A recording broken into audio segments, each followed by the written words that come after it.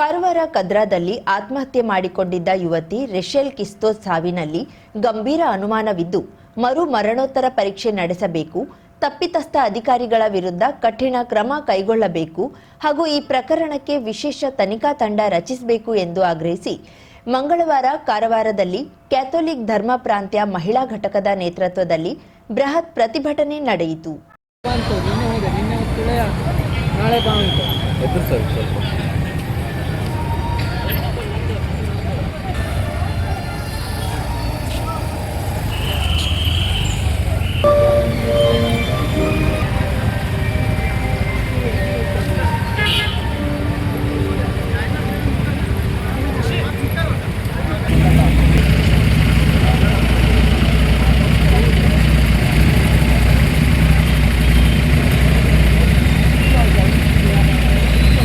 ಕಾರವಾರ ನಗರದ ಮಿತ್ರ ಸಮಾಜ ಮೈದಾನದಿಂದ ಆರಂಭಗೊಂಡ ಪ್ರತಿಭಟನಾ ಮೆರವಣಿಗೆಯಲ್ಲಿ ಕ್ರೈಸ್ತ ಸಮುದಾಯದವರಷ್ಟೇ ಅಲ್ಲದೆ ಎಲ್ಲಾ ಧರ್ಮಗಳ ನಾಗರಿಕರು ಭಾಗವಹಿಸಿದ್ದು ಈ ಹೋರಾಟಕ್ಕೆ ವ್ಯಾಪಕ ಬೆಂಬಲ ವ್ಯಕ್ತವಾಯಿತು.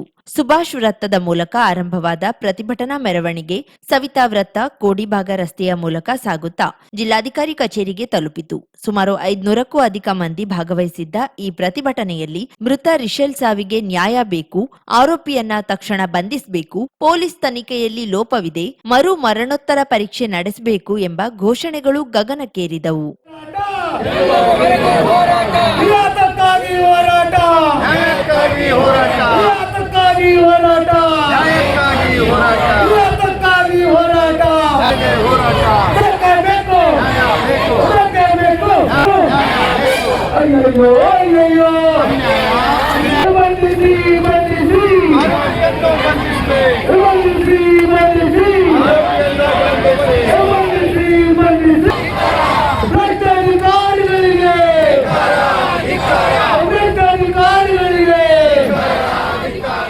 ಮೃತ ರಿಷೆಲ್ ಜನವರಿ 9ರಂದು ಆತ್ಮಹತ್ಯೆ ಮಾಡಿಕೊಂಡಿದ್ದು, ಈ ಸಾವಿನ ಹಿಂದೆ ಜೆಡಿಎಸ್ ನಾಯಕಿ ಚೈತ್ರಾ ಕೋಟಾರ್ಕರ್ ಅವರ ಪುತ್ರ ಚಿರಾಗನ ಕಿರುಕುಳವೇ ಕಾರಣ ಎಂದು ಆರೋಪಿಸಲಾಗಿದೆ.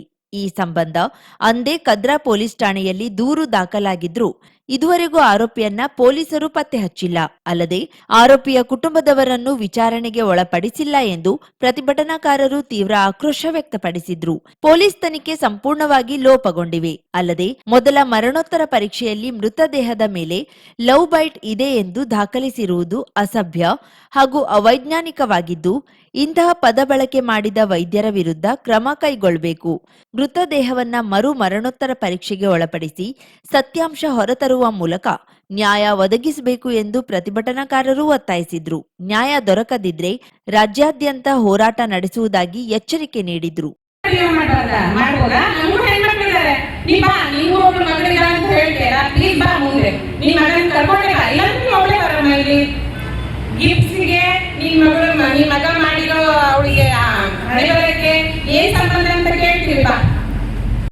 ಮಾಡಿದ್ದೇವೆ. ಇದು ಮೊದಲನೇದಾಗಿ ನಮ್ಮ ರಿಷೆಲ್ ಅವರಿಗೆ ನ್ಯಾಯ ಸಿಗಬೇಕಾಗಿ, ಅದರಲ್ಲಿ ನಮಗೆ ಮೊದಲನೇ ಜಯ ಇವತ್ತು ಸಿಕ್ಕಿದೆ.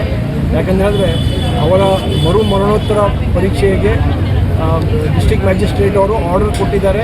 ಈಗಾಗಲೇ ಪ್ರೋಸೆಸ್ ಸ್ಟಾರ್ಟ್ ಆಗಿದೆ. ಈ ಪ್ರೋಸೆಸ್ ನಡೀತಾ ಇದೆ. ಕದ್ರಾದಲ್ಲಿ ಈ ಮರಣೋತ್ತರ ಪರೀಕ್ಷೆ ಆಗ್ತಾ ಇದೆ. ಇನ್ನೊಂದು ಕಡೆಯಲ್ಲಿ ಈ ಇನ್ವೆಸ್ಟಿಗೇಷನ್ ಟೀಮ್ ಏನಿದೆ ಅದನ್ನು ನಾವು ಚೇಂಜ್ ಮಾಡಲಿಕ್ಕೆ ಹೇಳಿದ್ದೀವಿ, ರಿಕ್ವೆಸ್ಟ್ ಕೊಟ್ಟಿದ್ದೇವೆ.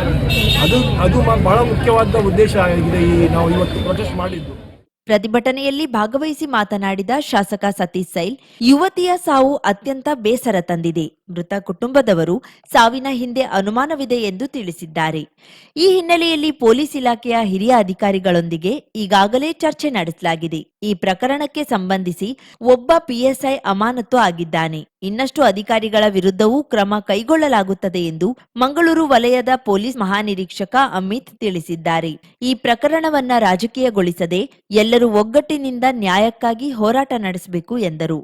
ಬಳಿಕ ಪ್ರತಿಭಟನಾಕಾರರು ಈ ಎಲ್ಲಾ ವಿಚಾರಗಳ ಕುರಿತು ರಾಜ್ಯ ಗೃಹ ಸಚಿವ ಡಾಕ್ಟರ್ ಜಿ ಪರಮೇಶ್ವರ್ ಅವರಿಗೆ ಜಿಲ್ಲಾಧಿಕಾರಿ ಲಕ್ಷ್ಮೀಪ್ರಿಯಾ ಅವರ ಮೂಲಕ ಮನವಿ ಸಲ್ಲಿಸಿದ್ರು. ಪ್ರತಿಭಟನೆಯಲ್ಲಿ ಕ್ರೈಸ್ತ ಸಮುದಾಯದ ಮುಖಂಡರಾದ Denis D'Silva, Stany Pinto, Leo Louis, George Fernandes, Wilson Fernandes ಸೇರಿದಂತೆ ಹಲವು ಗಣ್ಯರು ಹಾಗೂ ಮಹಿಳಾ ಸಂಘಟನೆಗಳ ಪದಾಧಿಕಾರಿಗಳು ಭಾಗವಹಿಸಿದ್ರು.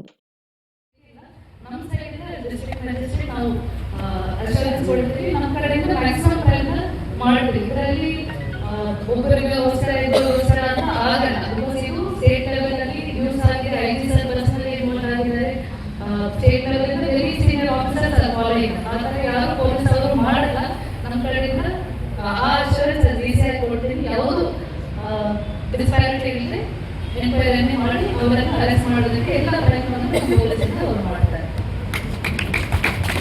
ಟೀಮ್ಸ್ ಎಲ್ಲ ಫಾರ್ಮ್ ಮಾಡಿದ್ದೀವಿ, been continuously following up. So ಅದನ್ನು ಕೂಡಲೇ ನಾವು ಅದರ ಪ್ರೊಸೀಜರ್ ಏನಿದೆ ಟೆಕ್ನಿಕಲ್ ಪ್ರೊಸೀಜರ್ ಪ್ರಕಾರ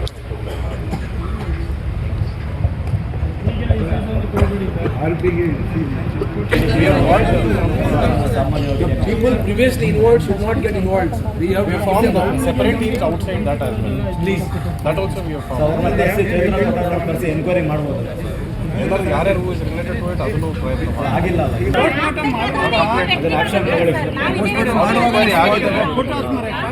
ಧಮಕಿ ಅದು ಎನ್ಕ್ವೈರಿ ಮಾಡಿದ್ದಾರೆ, 3 ಸತಿ ಮಾಡಿದ್ದೀವಿ. ನಾವು ಮಾಡಿದ್ದೀವಿ, 3 ಸತಿ ಮಾಡಿದ್ದೀವಿ. We have enquiry. ಇದು ಅವ್ರು ಕೊಟ್ಟಿದ್ದು ಕಂಪ್ಲೇಂಟ್ ಕೂಡ ಕೊಡಿ ಅಂತ ಹೇಳಿದ್ದೀವಿ. ಕಾರವಾರ ನೌಕಾನೆಲೆಯಲ್ಲಿ ಬಾರ್ಡರ್ 2 ಚಲನಚಿತ್ರ ತಂಡದ ಕಾರ್ಯಕ್ರಮಕ್ಕೆ ಯಾವ ವಿಶೇಷ ನಿರ್ಬಂಧನೆಗಳ ಅಡಿಯಲ್ಲಿ ಅನುಮತಿ ನೀಡಲಾಗಿದೆ ಎನ್ನುವ ಬಗ್ಗೆ ಸ್ಪಷ್ಟೀಕರಣ ಕೋರಿ ಮತ್ತು ಯಾವುದೇ ಉಲ್ಲಂಘನೆ ಮಾಡಿದ್ರೆ ಅವರ ವಿರುದ್ಧ ಅಗತ್ಯ ಕ್ರಮ ಕೈಗೊಳ್ಳುವಂತೆ ಒತ್ತಾಯಿಸಿ ಜನಶಕ್ತಿ ವೇದಿಕೆ ಅಧ್ಯಕ್ಷ ಮಾಧವ್ ನಾಯಕ್ ಜಿಲ್ಲಾಧಿಕಾರಿಗಳ ಮೂಲಕ ರಕ್ಷಣಾ ಸಚಿವ ರಾಜನಾಥ್ ಸಿಂಗ್ ಹಾಗೂ ಕೇಂದ್ರ ಗೃಹ ಸಚಿವ ಅಮಿತ್ ಶಾ ಅವರಿಗೆ ಮನವಿ ಸಲ್ಲಿಸಿದ್ದಾರೆ. ಇದೇ ಜನವರಿಯಂದು ಕಾರವಾರ ನೌಕಾನೆಲೆಯಲ್ಲಿ ನಡೆದ ಕಾರ್ಯಕ್ರಮದಲ್ಲಿ ಬಾರ್ಡರ್ 2 ಚಿತ್ರದ ಪಾತ್ರವರ್ಗ ಮತ್ತು ಸಿಬ್ಬಂದಿ ಭಾರತೀಯ ನೌಕಾಪಡೆಯನ್ನ ಗೌರವಿಸಲು ಒಂದು ಸ್ಮರಣಾರ್ಥ ಕಾರ್ಯಕ್ರಮವನ್ನ ನಡೆಸಿದ್ರು. ಕಾರವಾರ ನೌಕಾನೆಲೆಯು ದೇಶದ ಅತ್ಯಂತ ಸೂಕ್ಷ್ಮ ಮತ್ತು ಕಾರ್ಯತಂತ್ರದ ಪ್ರಮುಖ ರಕ್ಷಣಾ ಸ್ಥಾಪನೆಗಳಲ್ಲಿ ಒಂದಾಗಿದೆ. ಹೆಚ್ಚಿನ ಭದ್ರತಾ ವಲಯದೊಳಗೆ ಚಲನಚಿತ್ರ ಪ್ರಚಾರ ಕಾರ್ಯಕ್ರಮಕ್ಕೆ ಹೇಗೆ ಅನುಮತಿ ನೀಡಲಾಯಿತು ಎಂಬುದರ ಕುರಿತು ಗಂಭೀರ ಸಾರ್ವಜನಿಕ ಕಳವಳ ಉದ್ಭವಿಸಿದೆ. ಭವಿಷ್ಯದಲ್ಲಿ ಚಲನಚಿತ್ರ ಪ್ರಚಾರಗಳು ಅಥವಾ ಸಾಂಸ್ಕೃತಿಕ ಕಾರ್ಯಕ್ರಮಗಳ ನೆಪದಲ್ಲಿ ರಕ್ಷಣಾ ಸ್ಥಾಪನೆಗಳಿಗೆ ಪ್ರವೇಶ ಪಡೆಯುವ ಮೂಲಕ ರಾಷ್ಟ್ರ ವಿರೋಧಿ ಅಂಶಗಳು ಅಥವಾ ಭಯೋತ್ಪಾದಕರು ಈ ಮಾರ್ಗವನ್ನ ದುರುಪಯೋಗಪಡಿಸಿಕೊಳ್ಳಲು ಪ್ರಯತ್ನಿಸಬಹುದು. ಕಟ್ಟುನಿಟ್ಟಾದ ನೀತಿಗಳನ್ನ ಜಾರಿಗೊಳಿಸದಿದ್ರೆ ಇದು ರಾಷ್ಟ್ರೀಯ ಭದ್ರತೆಗೆ ಗಂಭೀರ ಬೆದರಿಕೆಯನ್ನುಂಟು ಮಾಡಬಹುದು. ಈ ಕಾರ್ಯಕ್ರಮಕ್ಕೆ ಯಾವ ವಿಶೇಷ ನಿಬಂಧನೆಗಳ ಅಡಿಯಲ್ಲಿ ಅನುಮತಿ ನೀಡಲಾಗಿದೆ, ಎಲ್ಲ ಪಾಲ್ಗೊಳ್ಳುವವರಿಗೆ ಯಾವ ಭದ್ರತಾ ಪರಿಶೀಲನೆ ಮತ್ತು ಸ್ಕ್ರೀನಿಂಗ್ ಪ್ರಕ್ರಿಯೆಯನ್ನ ಅನುಸರಿಸಲಾಗಿದೆ, ಈ ದೇಶದ ನಾಗರಿಕರು ನಮ್ಮ ರಕ್ಷಣಾ ಪಡೆಗಳು ಮತ್ತು ಭದ್ರತಾ ವ್ಯವಸ್ಥೆಗಳ ಮೇಲೆ ಅಪಾರ ನಂಬಿಕೆಯನ್ನ ಹೊಂದಿದ್ದಾರೆ. ಈ ವಿಷಯದಲ್ಲಿ ಪಾರದರ್ಶಕತೆಯು ಸಾರ್ವಜನಿಕ ವಿಶ್ವಾಸವನ್ನ ಬಲಪಡಿಸುತ್ತದೆ ಮತ್ತು ರಾಷ್ಟ್ರೀಯ ಭದ್ರತೆಯು ರಾಜಿಯಾಗದಂತೆ ನೋಡಿಕೊಳ್ಳುತ್ತದೆ. ಈ ವಿಷಯವನ್ನ ಪರಿಶೀಲಿಸಿ ವಿವರವಾದ ಸ್ಪಷ್ಟೀಕರಣವನ್ನ ನೀಡಬೇಕೆಂದು ವಿನಮ್ರವಾಗಿ ವಿನಂತಿಸುವುದಾಗಿ ತಿಳಿಸಿದ್ದಾರೆ. ಇದರ ಇವೆಂಟ್ ಪ್ರೋಗ್ರಾಮ್ ಮಾಡಿ ಎಲ್ಲರಿಗೂ ಅಲ್ಲಿ ಕರೆಸಿ ಒಂದು ಸುಮಾರು 30 ವೆಹಿಕಲ್ ಬಂದಿದ್ದಾವೆ, ಬಸ್ ಬಂದಿದ್ದಾವೆ, ಕ್ಯಾಮೆರಾಗಳು ಹೋಗಿದ್ದಾವೆ, ವಿಡಿಯೋಗಳನ್ನು ಮೊಬೈಲ್ನಲ್ಲಿ ಚಿತ್ರೀಕರಿಸಿದ್ದಾರೆ, ಮೋಜು ಮಸ್ತಿ ಮಾಡಿದ್ದಾರೆ. ಅದ್ರ ಜೊತೆಗೆ ಅಲ್ಲಿ ಎಲ್ಲ ಸೆಲ್ಫಿ ತಗೊಳ್ಳೋದು ಇಂಥವೆಲ್ಲ ಮಾಡಿದ್ದಾರೆ. ನನಗೆ ಚಿತ್ರರಂಗದ ಎಲ್ಲ ನಟರ ಬಗ್ಗೆ ಗೌರವ ಇದೆ. ಆದರೆ ಇಲ್ಲಿ ಏನು ಒಂದು ಕಣ್ಣಿಗೆ ಸುಣ್ಣ ಒಂದು ಕಣ್ಣಿಗೆ ಬೆಣ್ಣೆ ಮಾಡ್ತಾ ಇದ್ದಾರೆ. ಮತ್ತು ಭದ್ರತೆ ದೃಷ್ಟಿಯಿಂದ ಇವೆಲ್ಲ ಮಾಡಿದ್ದು ತಪ್ಪು. ಮೊದಲು ಹೆಂಗೆ ನೀವು ಸ್ಟಿಕ್ ಮಾಡಿದರೆ ಹಾಗೆ ಇಟ್ಕೊಳ್ಬೇಕಿತ್ತು. ಇದು ಯಾಕೆ ಮಾಡಲಿಕ್ಕೆ ಹೋದರೆ ಅಲ್ಲಿ ಮೋಜು ಮಸ್ತಿ ಬಿಟ್ಟರೆ ಮತ್ತು ಹೆಚ್ಚಿನ ಯಾವುದು ಈ ಗಮನ ಕೊಡ್ತಾರೋ ಇಲ್ಲ ಅದು ನನಗೆ ಗೊತ್ತಿಲ್ಲ. ಯಾಕಂದರೆ ಅದ್ರ ಬಗ್ಗೆ ಸ್ಟ್ರಿಕ್ಟಾಗಿ ಇದು ಮಾಡಬೇಕು. ಇದು ನಾನು ನಮ್ಮ ಅಪರ ಜಿಲ್ಲಾಧಿಕಾರಿ ಸಾಜಿದ್ ಮುಲ್ಲಾರ ಮೂಲಕ ಮನವಿಯನ್ನ ಕಾರವಾರದಲ್ಲಿ ಸಲ್ಲಿಸಲಾಯಿತು. ಈ ಸಂದರ್ಭದಲ್ಲಿ ಕನ್ನಡ ಸಾಹಿತ್ಯ ಪರಿಷತ್ ಕಾರವಾರ ತಾಲೂಕಾ ಅಧ್ಯಕ್ಷ ರಾಮಾನಾಯ್ಕ್, ಅಲ್ತಾಫ್ ಶೇಖ್, ಖೈರುನಿಸಾ ಶೇಖ್, ಕಾಶಿನಾಥ್ ನಾಯ್ಕ್, ಸುರೇಶ್ ನಾಯ್ಕ್, ಎಸ್ವಿ ನಾಯ್ಕ್, ನಾಗೇಂದ್ರ ನಾಯ್ಕ್, ರಾಘು ನಾಯ್ಕ್ ಕೇಣಿ ಮೊದಲಾದವರು ಉಪಸ್ಥಿತರಿದ್ದರು. ಇಲ್ಲಿ ನೋಡಿ ಸರ್, ಇದರಲ್ಲಿ ಸೆಲ್ಫಿ ತಗೊಂಡಿದ್ದಾರೆ. ಏನೆಲ್ಲ ಡಿಫೆನ್ಸ್ ಅಂದ್ರೆ ಹೇಗಿರ್ಬೇಕು ಹಾಗೆ ಇರಬೇಕಲ್ಲ ಸರ್. ಇದೆಲ್ಲ ಎಲ್ಲ ಕಡೆ ವೈರಲ್ ಆಗ್ತಾ ಇದ್ದಾವೆ. ಇದು ಸರಿಯಾದದಲ್ಲ ಅಂಥೇಳಿ. ರಾಜ್ಯ ಪ್ರಸಿದ್ಧ ಜಾತ್ರೆಗಳಲ್ಲಿ ಒಂದಾದ ಯಲ್ಲಾಪುರ ಗ್ರಾಮದೇವಿ ಜಾತ್ರೆ ಪ್ರತಿ 3 ವರ್ಷಗಳಿಗೊಮ್ಮೆ ಆಚರಣೆ ಮಾಡುತ್ತಾ ಬಂದಿದ್ದು, ತನ್ನಿಮಿತ್ತ ಅನಾದಿ ಕಾಲದಿಂದಲೂ ಆಚರಿಸುತ್ತಾ ಬಂದ ಹೊರ ಮಂಗಳವಾರ ಎಂಬ ವಿಶಿಷ್ಟ ಆಚರಣೆ ಮೊದಲ ಹೊರ ಮಂಗಳವಾರ ಯಲ್ಲಾಪುರದಲ್ಲಿ ಜರುಗಿತು. ಹೊರ ಮಂಗಳವಾರ ನಿಮಿತ್ತ ಮುಂಜಾನೆಯೇ ಮೈ ಮನೆ ಶುಭ್ರಗೊಳಿಸಿ ದೇವರಿಗೆ ಅರಿಶಿನ ಕುಂಕುಮದೊಂದಿಗೆ ನೈವೇದ್ಯ ಇರಿಸಿ 10 ಗಂಟೆಗೆ ಒಮ್ಮೆ ಮನೆ ಬಾಗಿಲು ಮುಚ್ಚಿ ಹೊರಬಂದ್ರೆ ಸಂಜೆ 4 ಗಂಟೆಯವರೆಗೆ ಮನೆಯೊಳಗೆ ಹೋಗುವಂತಿಲ್ಲ. ಈ ಸಂದರ್ಭದಲ್ಲಿ ಗ್ರಾಮ ದೇವಿಯರು ಊರು ಪ್ರದಕ್ಷಿಣೆ ಹಾಕುತ್ತಾ ಮನೆಯೊಳಗಿನ ನೈವೇದ್ಯ ಸ್ವೀಕರಿಸಿ ಹರಸುವರೆಂಬ ಪ್ರತೀತಿ ಇದೆ. ಈ ಹಿನ್ನೆಲೆಯಲ್ಲಿ ಪಟ್ಟಣದಲ್ಲಿ ಪ್ರತಿ ಮನೆಯವರು ಮನೆಗೆ ಬೀಗ ಹಾಕಿ ಐಬಿ ರಸ್ತೆ ಉದ್ಯಾನವನ, ಎಪಿಎಂಸಿ ಮುಂಭಾಗದ ಅರಣ್ಯ ಇಲಾಖೆಯ ಟಿ ಪಾರ್ಕ್ ಉದ್ಯಾನವನ, ಕಲ್ಮಠದ ಶಿವ ದೇವಾಲಯದ ಆವಾರ, ಕೊಂಡೆಮನೆ ಸಾತೀರಿ ದೇವಸ್ಥಾನ, ಇನ್ನು ಹಲವೆಡೆ ಜನರ ದಂಡು ಸೇರಿ ಹೊರ ಮಂಗಳವಾರ ಆಚರಿಸಿದ್ರು. ಮನೆಯಲ್ಲಿ ಮಾಡಿ ತಂದ ವಿವಿಧ ಬಗೆಯ ಖಾದ್ಯಗಳನ್ನ ಒಬ್ಬರಿಗೊಬ್ಬರು ಹಂಚಿಕೊಂಡು ಉಭಯ ಕುಶಲೋಪರಿ ಮಾತನಾಡಿಕೊಳ್ಳುತ್ತಾ ಮಕ್ಕಳ ಆಟಗಳನ್ನ ನೋಡಿ ಮರದ ನೆರಳಿನಲ್ಲಿ ವಿಶ್ರಾಂತಿ ಪಡೆದುಕೊಳ್ಳುವುದು ಸಾಮಾನ್ಯವಾಗಿತ್ತು. ಒಟ್ಟಿನಲ್ಲಿ ಫೆಬ್ರವರಿ 11ರಿಂದ 19ರವರೆಗೆ ನಡೆಯುವ ಗ್ರಾಮದೇವಿ ಜಾತ್ರೆಗೆ ಊರಲ್ಲಿ ಕಳೆ ತುಂಬಿಕೊಳ್ಳಲು ಪ್ರಾರಂಭವಾಗಿದ್ದು ಸಂಪ್ರದಾಯ ಆಚರಣೆಗಳು ನಡೆಯಲಾರಂಭಿಸಿದೆ.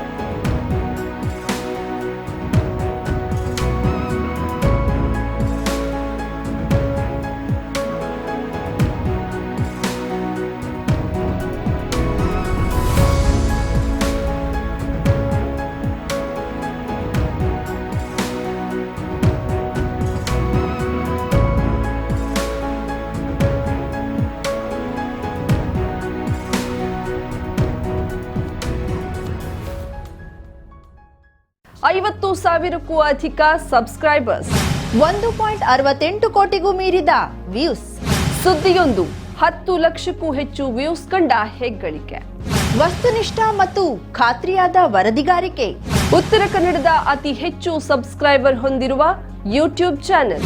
ಕರಾವಳಿ ಮುಂಜಾವು ಡಿಜಿಟಲ್ ವೀಕ್ಷಕರಿಗೆ ಧನ್ಯವಾದ. ಇನ್ಮುಂದೆ ಸುದ್ದಿಯೆಲ್ಲ ಮತ್ತಷ್ಟು ಸೊಗಸು.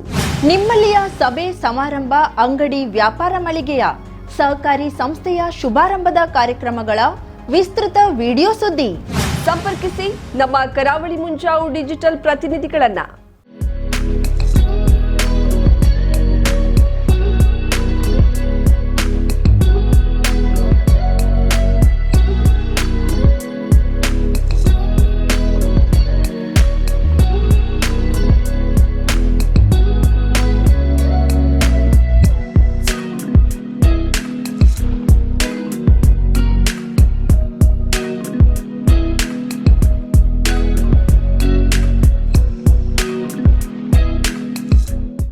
ಸಮಾರಂಭ ನಿಮ್ಮದು, ಸಂಭ್ರಮ ನಮ್ಮದು.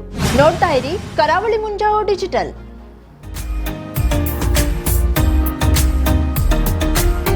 ಮಿಲನ್ ಎಂಟರ್ಪ್ರೈಸಸ್ ಬೃಹತ್ ಎಲೆಕ್ಟ್ರಾನಿಕ್ ಹಾಗೂ ಫರ್ನಿಚರ್ ಮಳಿಗೆ. ಉತ್ತರ ಕನ್ನಡ ಜಿಲ್ಲೆಯಲ್ಲೇ ಅತಿ ಹೆಚ್ಚು ಮಳಿಗೆಗಳನ್ನ ಹೊಂದಿರುವ, ಅತಿ ಹೆಚ್ಚು ಸಂತೃಪ್ತ ಗ್ರಾಹಕರನ್ನ ಹೊಂದಿರುವ ಮೂಲಕ ಹೆಗ್ಗಳಿಕೆಗೆ ಪಾತ್ರವಾಗಿರುವ ಏಕೈಕ ಸಂಸ್ಥೆ ಮಿಲನ್ ಎಂಟರ್ಪ್ರೈಸಸ್.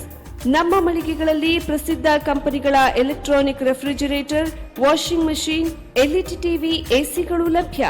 ಭಾರತದ ಕರಾವಳಿ ಹವಾಮಾನಕ್ಕೆ ಹೊಂದಿಕೊಳ್ಳುವ ನಂಬರ್ 1 ಬ್ರ್ಯಾಂಡ್ ಆದ ಗೋದ್ರೇಜ್ ಕಂಪನಿಯ ಕಪಾಟು, ಆಫೀಸ್ ಟೇಬಲ್, ಆಫೀಸ್ ಚೇರ್, ಬ್ಯಾಂಕ್ಗಳಿಗೆ ಹಾಗೂ ಚಿನ್ನದ ಅಂಗಡಿಗಳಿಗೆ ಬೇಕಾಗುವ ಸೇಫ್ ಲಾಕರ್ಗಳು ಅತಿ ಕಡಿಮೆ ಬೆಲೆಯಲ್ಲಿ ಲಭ್ಯವಿದೆ. Teak wood sofa set, wooden dining table ಹಾಗೂ ಗ್ರಾಹಕರಿಗೆ ಬೇಕಾಗುವ ಅಳತೆಯಲ್ಲಿ ನಿಮ್ಮ ಮನೆಗೆ ಹೊಂದಿಕೊಳ್ಳುವ ಹಾಗೆ ಫರ್ನಿಚರ್ ಗಳನ್ನ ಮಾಡಿಕೊಡಲಾಗುವುದು. ಕಸ್ಟಮೈಸ್ಡ್ ಕಿಚನ್, ವಾರ್ಡ್ರೋಬ್ ಗಳನ್ನ ಅತಿ ಹೆಚ್ಚು ವರ್ಷಗಳ ಕಾಲ ಬಾಳಿಕೆ ಬರುವ ಹಾಗೆ ವಾರಂಟಿಯೊಂದಿಗೆ ಮಾಡಿಕೊಡಲಾಗುವುದು. ನಮ್ಮಲ್ಲಿ ಡ್ಯೂರಾಫ್ಲೆಕ್ಸ್, ಗೋದ್ರೇಜ್ ಕಂಪನಿಯ memory foam mattress, orthopaedic mattress, spring ಮ್ಯಾಟ್ರೆಸ್ಗಳು ಕಡಿಮೆ ಬೆಲೆಯಲ್ಲಿ ಲಭ್ಯ. ವಿವಿಧ ಕಂಪನಿಗಳ ನವೀನ ಮಾದರಿಯ ಮಿಕ್ಸರ್, ಗ್ರೈಂಡರ್, ಫ್ಯಾನ್, ಕುಕ್ಕರ್, ತವಾ, ಫ್ಲಾಸ್ಕ್, ಮೈಕ್ರೋ ಓವೆನ್ಗಳು ಲಭ್ಯವಿದೆ.